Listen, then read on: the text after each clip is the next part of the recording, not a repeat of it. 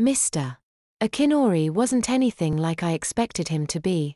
I guess I had always imagined that he would be this exceedingly disciplined and rigid man, but he behaved completely opposite of what you might expect a sumo champion to be.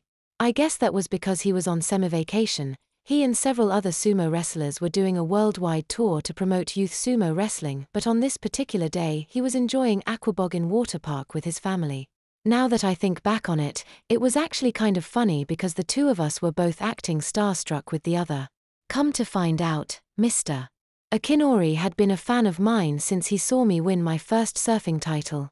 That was also when I had become a fan of his, because he had wrestled and won in an exhibition match the night before. Nothing more had been said about me wearing a swim diaper, and frankly, after having met Mr. Akinori, I had forgotten that I was supposed to be embarrassed. It wasn't until we were driving home and I was thinking back on that meeting that it dawned on me just what he had done for me.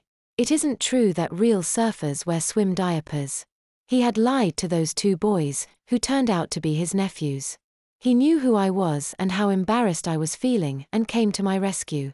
I ask you, how cool is it that someone so world famous and important would do that for someone like me? Mr. Akinori bowed to me and then shook my hand again while telling me that he was honored to have finally met me after all these years. He then asked if I was going to be competing again this year. I almost chose not to tell him the truth simply because I didn't want to disappoint him. I reluctantly shook my head as I said, I can't. Then I told him the reason why. His countenance fell when I told him about how my dad died and how my mom got sick afterward. I didn't actually tell him that mom was in the mental ward at the hospital for trying to kill herself.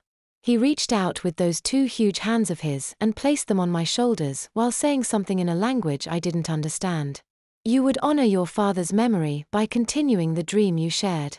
He told me. Of course I cleaned it up because his English had suffered with his emotional empathy for me and mom. I guess I have Mr.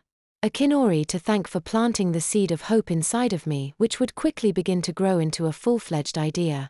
The idea was that, somehow, I was going to find a way to get to California and compete in the surfing competition.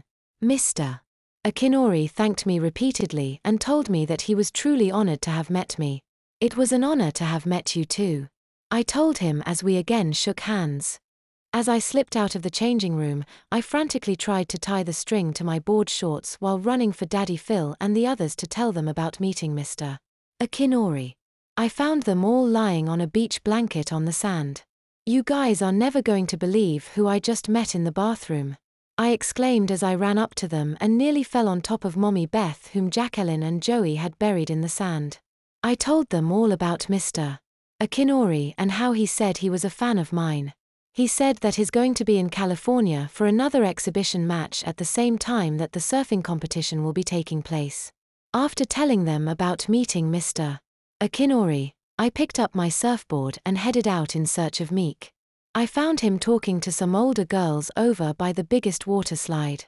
When he saw me coming, he quickly waved me over and introduced me to his lady friends. Alvin, this is Lacey, Trish, and Monica. Girls, this is the guy I was telling you about.